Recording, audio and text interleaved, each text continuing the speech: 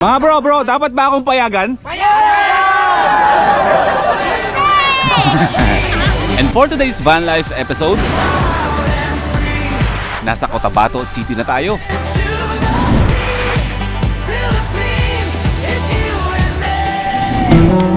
Apat na beses na natin napuntahan ang Grand Mosque, pero first time natin makakapasok sa loob nito. Magpapaa tayong papasok sa mosque. Mosque nila. Wow, grabe. At ang floor nila, carpeted. Pero hindi lang yan ang first time natin dahil first time din natin makakatim ng nilagang ulo ng dalag. Wow! Hindi ko na-expect kasi dati iniisip ko kung anong lasa ng dalag. Hindi ko maisip ba na baka hindi ko ba magustuhan. Pero ngayong natikman ko, sabi ko, Sarap. At dahil super in ngayon ang larong pickleball, ay maglalaro tayo for the first time. Ilan pa lang yun sa mga masasayang mangyayari sa episode natin ngayon. Enjoy! magpipickleball ba ulit po ba mamayang gabi?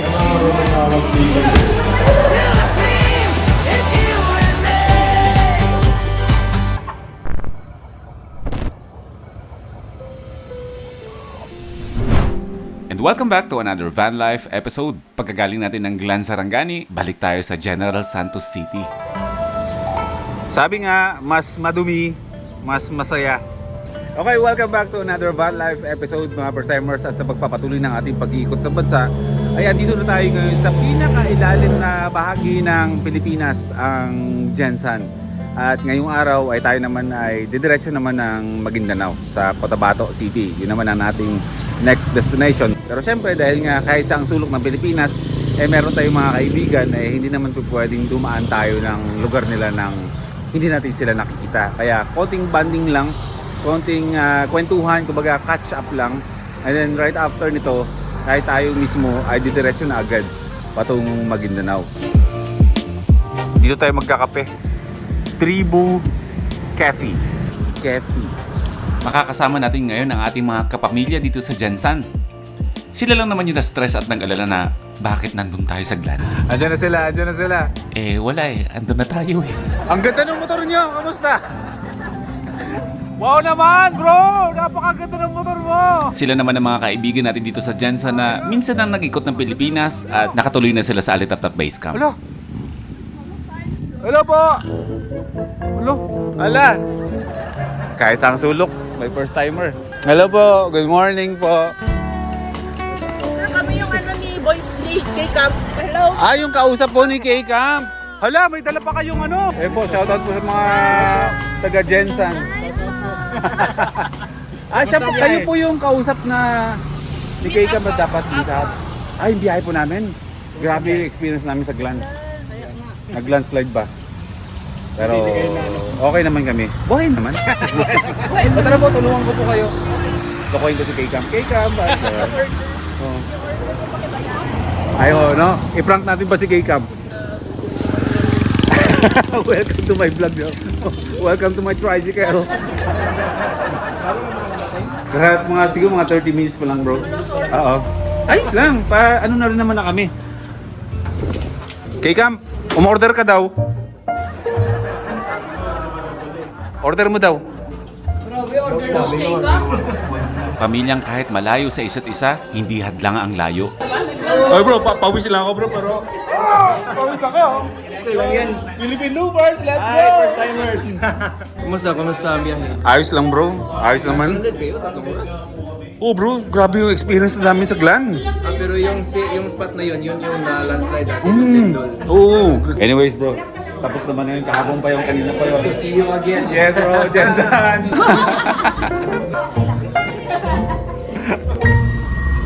Pagkatapos ng kwentuhan over coffee, abandon na tayo. Alas 12:30 ng hapon, masama ang panahon. Tignan natin kung mararating natin ang Cotabato na may araw pa. Isang oras lang mula Gensan, Coronadal City agad. Touchdown, Coronadal na tayo mga first timers. Kakain na muna tayo dito sa Shinjuku Golden Kai. Kaibigan ni Bri. Makayaya, no? Bro, makayaya. Hindi na kasi sa akin iba to Welcome to Japan. Kaibigan ni Jay Brian na taga Luzon pero lumipat na dito sa Mindanao. Ano, pili mo nasa Japan ka ulit? Ito yung original. Shinjuku, pasok lang po. Since 1982. 2 years old ako nun. Nag-branch out dito sa Coronadal. Hindi na nawala ang Japanese food sa biyaheng ito. At ito naman ang gustong-gustong kainin ng ating kaibigan na si K-Cam. Matagal kasi nagtrabaho to sa Japan. Mukha lang siyang Hapon pero hindi siya Hapon. Ito yung Ed Sheeran. Kanina pa ako nagjo-joke. Ito sa akin. Ano to? Gyudon. Dahil paborito ni K-Cam kumain sa mga ganitong klaseng restaurant, tandang-tanda niya kung ilang beses na kaming kumain ng Japanese food sa buong loop na to. Oo nga pala, no? Pang-apat nito. At ang pinakapaboritong ramen, Ed Sheeran. Tinatawag ko lang Ed Sheeran yan, pero Ichiran yan. Kung sakali mang mapadpad ng Coronadal ha, Shinjuku Golden Kai. Oishi? はい。美味しいオロカン、ヨロカン、ヨレカ。 Oishi? Arigato gozaimasu. Kanpai! Oishi? やめてください。美味しい？ Yamaha desu ka? Honda da ka ne? Kawasaki Suzuki ne? Oro ka ne?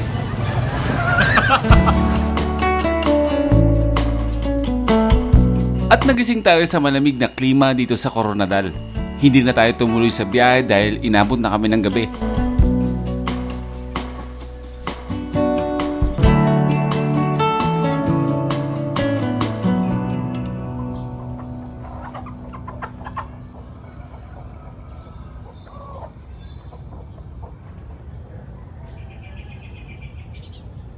Okay, good morning sa inyong lahat mga first timers.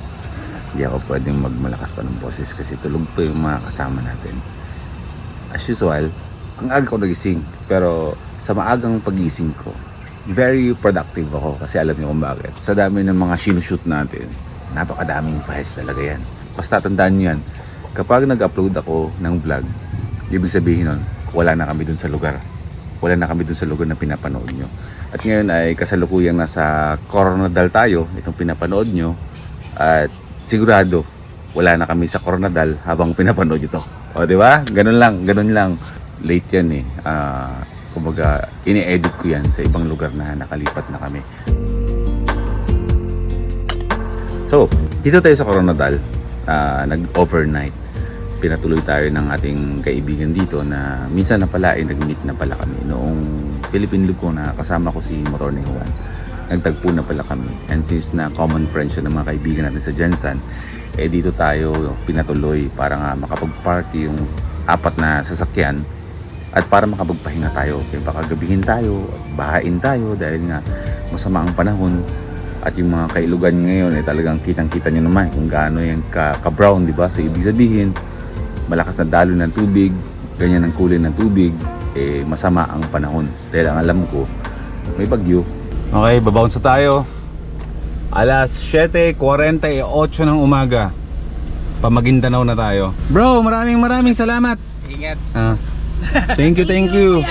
Sobrang thank you. See you soon ha. Next time, kita tayo. Tay, maraming salamat po. Bounce. Oh, lahat madudumi. Padumihan ng sasakyan eh. So meron tayong 3 oras para bumiyahe papunta ng Maguindanao. Woo! Sarap doon. Excited ako sa mga mangyayari sa Cotabato.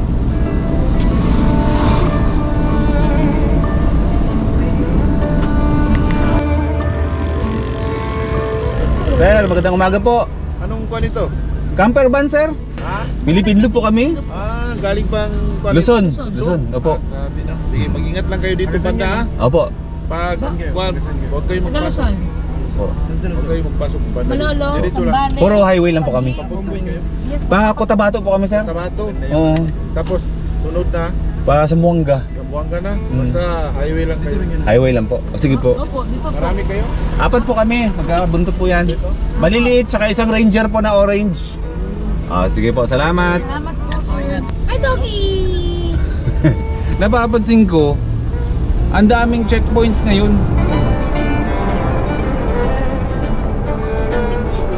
Unstoppable sa Durian. Sila nagsi-vlog sila dun sa Pink Moss. Sa Pink Moss tayo ngayon. Hindi na ako nag-vlog kasi nasa playlist naman natin yung mga first timers.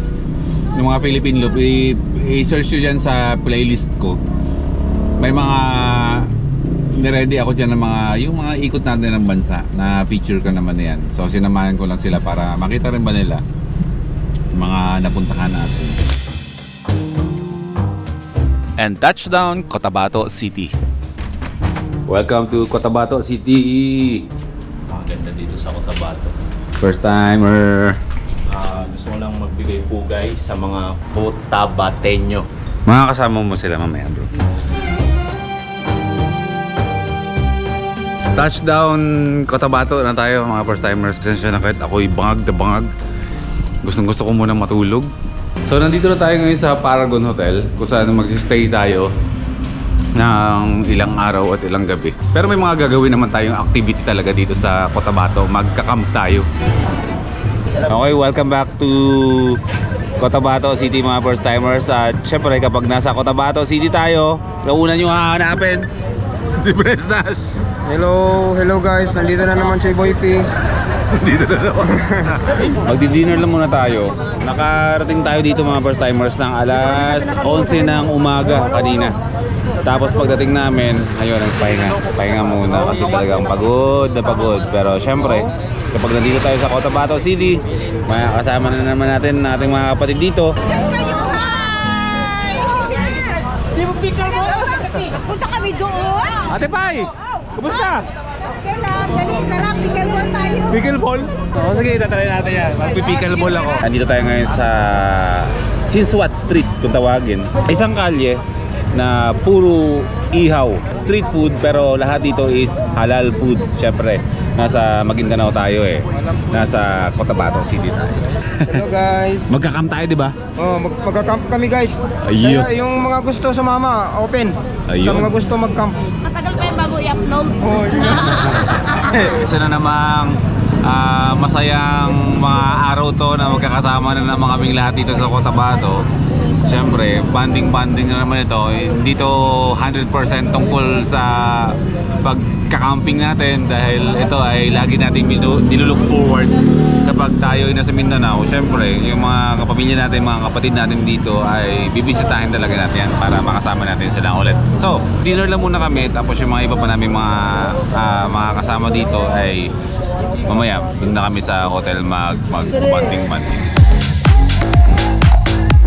At dahil super in ngayon ang larong pickleball, ay maglalaro tayo for the first time. Pickleball. Hindi, ito ang sikreto ko. Ganito lang. Partida lang bro. Baka nilalamok kayo eh. Pangay pa yun na panlamok pa. Tumutunog-tunog yan eh. Pa-practice ganito pag nakakahi tayo. Hoy!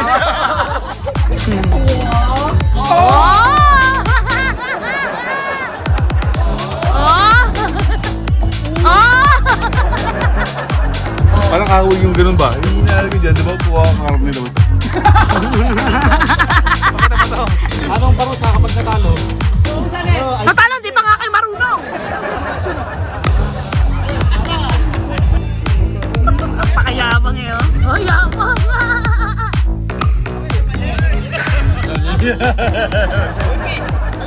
Mahal, baka mapunit yung short mo.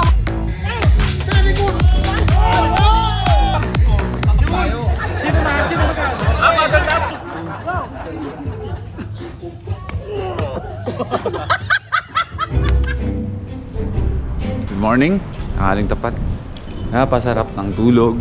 Napagod kaka-pickleball kagabi. Nag-edit. Pagkagising, magli-lunch muna tayo kasi mamayang hapon, alas 5, ay imimit natin ng mga first timers dito sa Cotabato City. Nalito ko daw sa oras. Nalito ako. Nag-vlog ako sa labas. Sabi ko, good morning. Tapos binati ko yung mga tao naglalakad, yung mga tindahan, tindero. Alas 5 pala ng hapon. Oo. Nagtataka tuloy yung mga binabati ko. Oh, baliw yata ito. Natulog kasi ng hapon, pagising niya, akala umaga na. Good morning. Morning po. Kaka-pickleball yan, kaka-pickleball. The last time na nandito kami, kasama pa namin si Kuya Ronnie. Kuya Ronnie, Alam kong masaya ka na kung nasan ka ngayon. At alam mong nandito kami ngayon. Binisita ko ngayon ang inyong lugar. Nandito ulit ako sa lugar mo. Bantayan mo na lang kami dyan sa heaven ha. Tignan mo kami dito. Ikaw magbantay sa amin. Hipon at alimango ang ating ulam. Tsaka ito. Mukhang mamayang gabi. Magpipickleball ba ulit po ba mamayang gabi? Kinahapunan, punta naman tayo ng munisipyo ng Cotabato City para i-meet natin ang mga sumusuporta sa atin. Okay, mga first timers, alas 5 ng hapon, 5:18. Alas 5 yung meet up, papunta pa lang kami. I-meet natin ang mga first timers dito, tsaka yung mga sumusuporta sa aming lahat sa mismong City Hall ng Cotabato City. Kasi baka bukas, bumounce tayo, lumabas tayo bukas ng Cotabato. Titignan natin kung anong mangyayari. Ang priority dito, mabigyan natin sila ng panahon, mabigyan natin sila ng oras para makabanding tayo. Kasi hindi namin alam kung kailan ulit tayo makakabalik ng Cotabato. Maraming nagmamahal sa atin dito, maraming sumusuporta sa atin dito. Syempre, hindi po pwedeng hindi tayo dumaan dito. Hindi po pwedeng hindi suklian natin ang suporta at pagmamahal na binibigay sa atin ng mga kapatid natin, mga Muslim dito. Kaya i-meet natin sila. Hindi travel vlog to. Ano to? Banting vlog.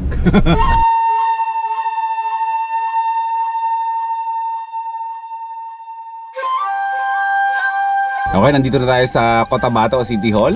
Maraming salamat agad sa mga nakilala na dito. Shout out sa Cotabato Pride Riders. Nandito silang lahat, oh.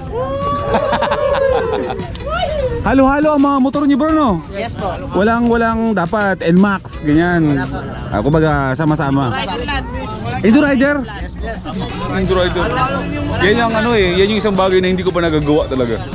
Ayaw kasi ako payagan eh.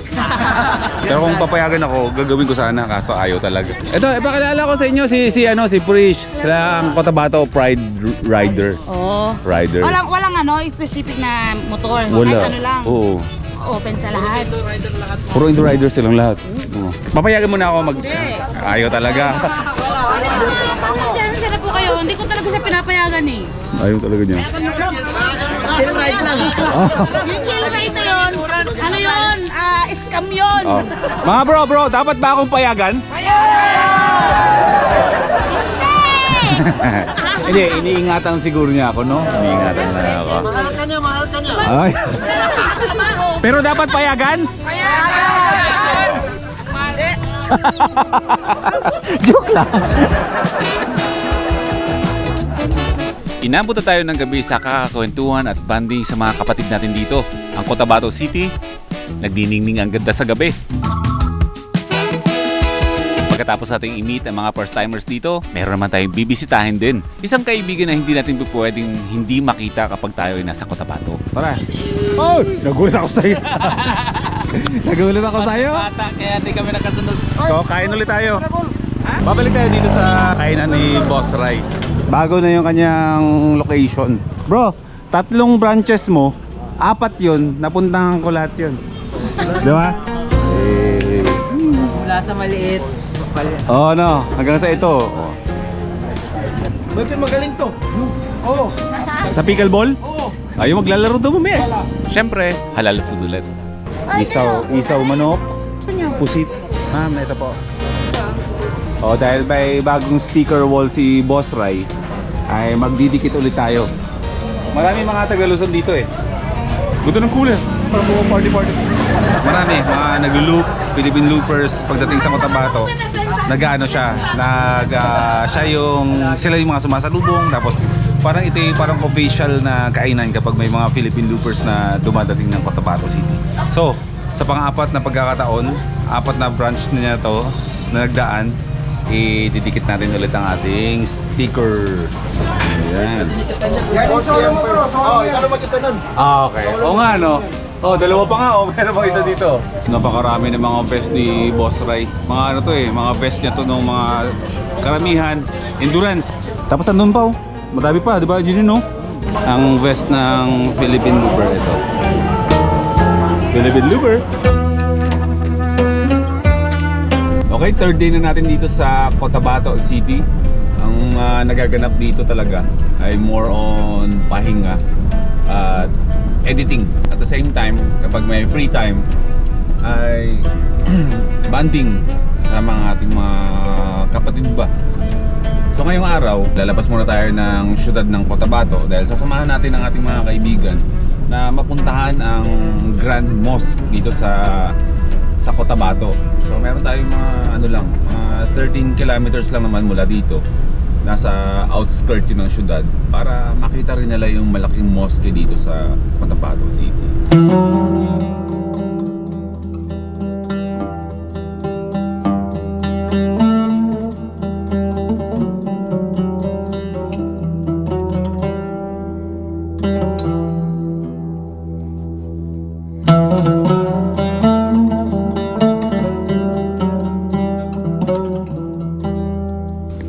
Okay, welcome mga first timers for the fourth time dito sa The Grand Mosque dito sa Cotabato City. Pero kahit na fourth time na natin dito, meron tayong first time na may experience dito dahil pinayagan tayong ma-experience ang pumasok mismo sa mosque. So first time kong pumasok sa mosque.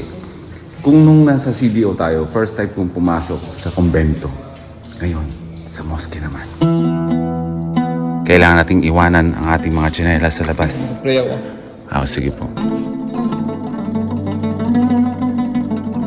Bago humarap sa dakilang lumikha, kalinisan ang unang hakbang.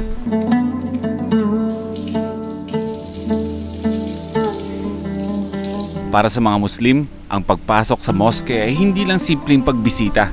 Ito ay isang banal na pakikipagtagpo sa Allah. Kaya naman, obligasyon na pagsasagawa ng wudu o ang ritual na paglilinis ng katawan. Hinuhugasan ng mga kamay, mukha, braso at paa. Ang pisikal na paglilinis na ito ay simbolo rin ng pagpapakumbaba at paglilinis ng puso mula sa mga kasalanan. It symbolizes cleanliness. Baga parang tayo, kung haharap tayo sa may kapal, tayo mga Kristiyano, dapat malinis tayo, hindi lang pangkalooban, pati rin sa panlabas. Ganon din sila.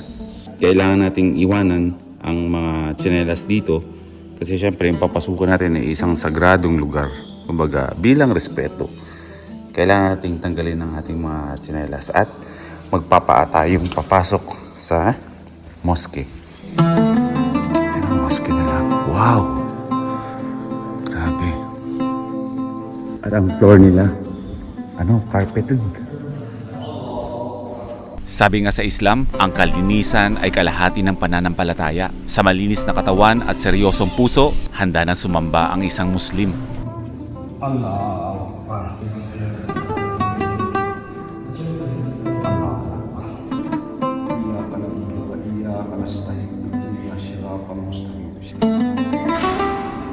Ano pong pinagkaibahan ng Quran sa Biblia? Yan ang... Bali, yung Quran is nauna yung Bible, is nauna, di ba? Mm. Ito, binigyan ni Propeta Muhammad, siya ang nagkuhan dito dahil yung Bible, sila Abraham, di ba? Mm. Abraham, Moises, Noah. Pagdating ni Propeta Muhammad, sa kanya ito inabilin. Siya na nagpagkuhan sa mga uling tao. After Jesus Christ. Saka lumabas yung, yung Quran.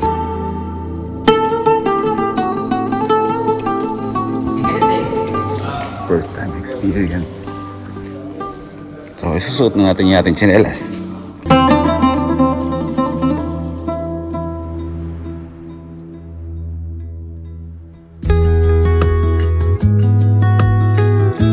Pagkatapos ng nating muling mabisita ang Grand Mosque, tara, mananghalian tayo.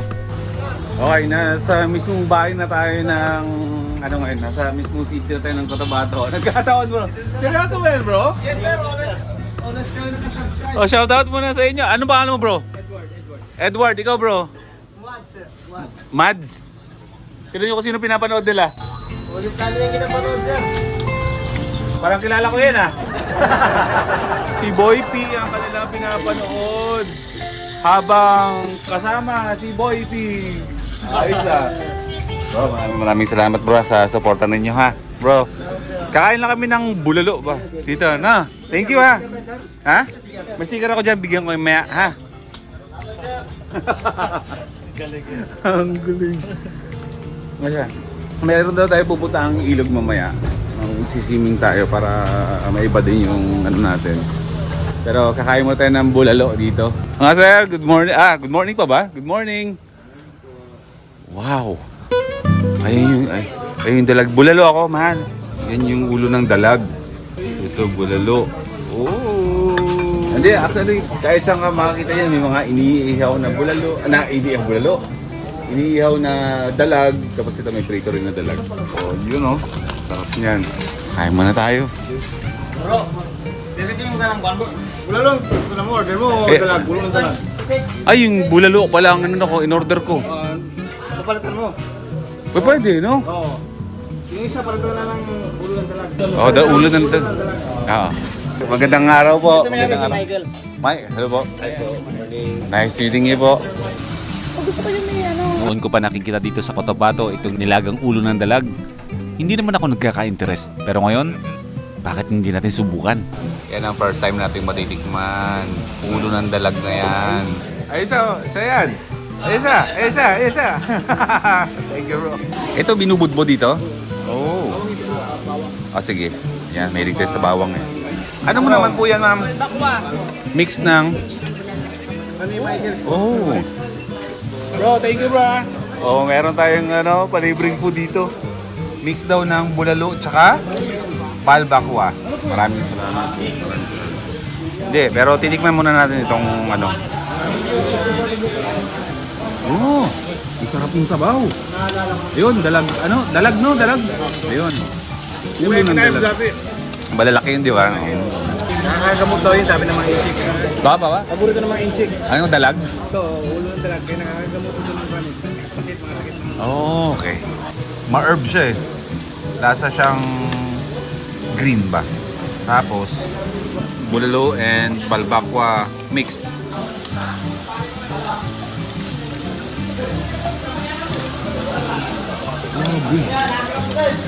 Sarap. Laman ng dalag naman. Alam ko nag-exist ang dalag, pero alam niyo ba na hindi pa ako nakakatikim ng dalag? Ulit pa lang ako, alam ko merong dalag na isda, pero hindi pa ako nakakatikim. So, another first time.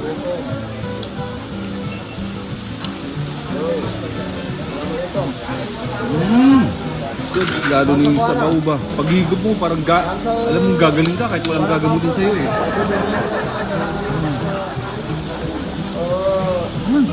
Bihod. Ayan, bihod pa lang tawag. Bihod. Ito yung itlog ng mga isda.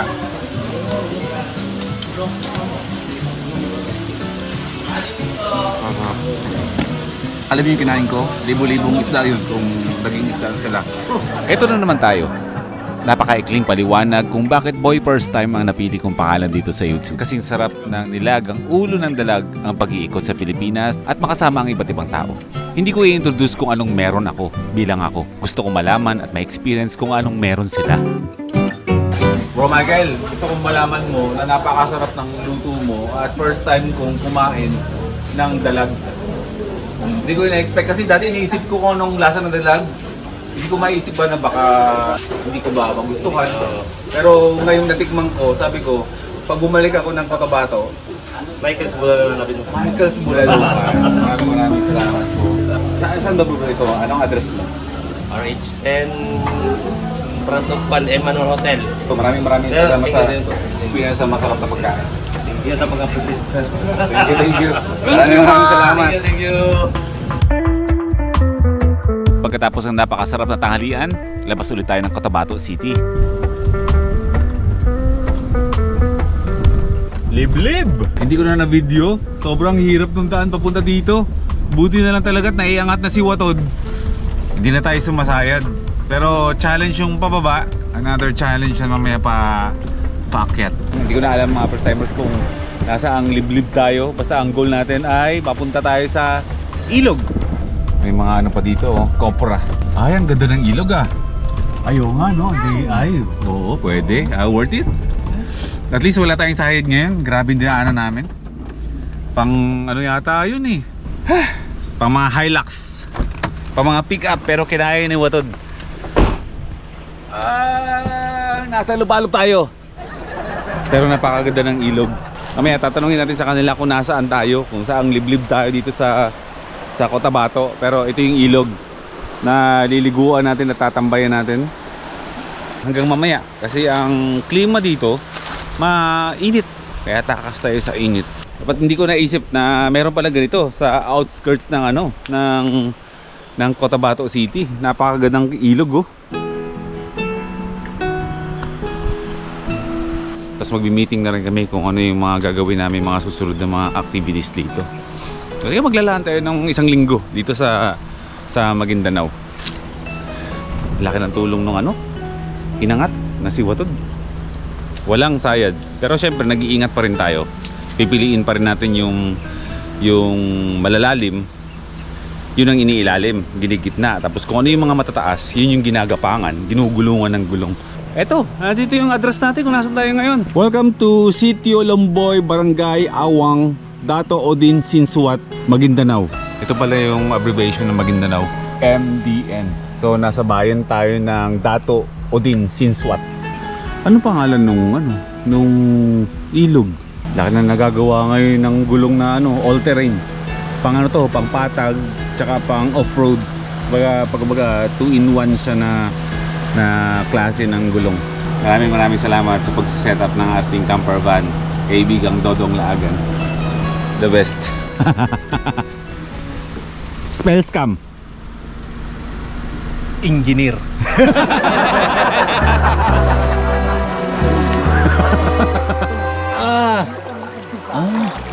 Tama lang yung tubig. Hindi kalamigan. Kayang-kayang lumublob ka ba ng bigla-bigla?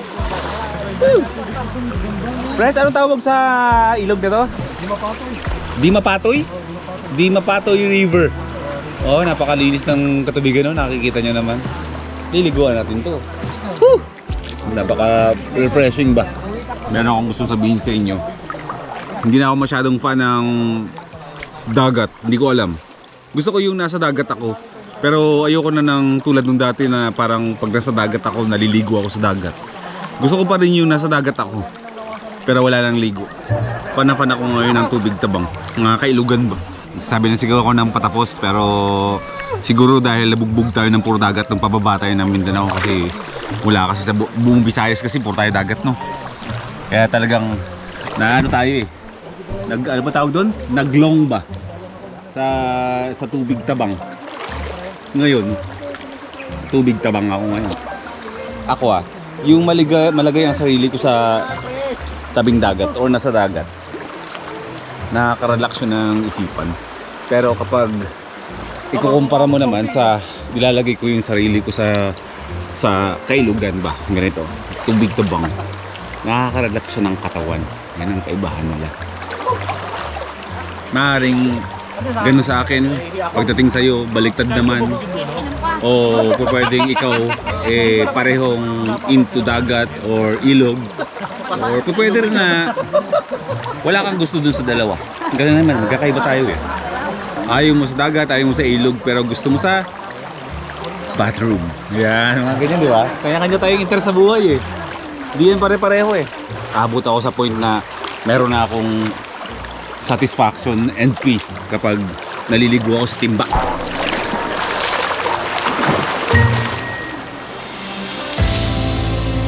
Next episode, sa Alamadan North Cotabato naman tayo. 5 araw tayo magsistay sa napakaganda at napakalamig na lugar na ito. At makakasama natin mag-camping ang mga kapatid natin sa Cotabato City.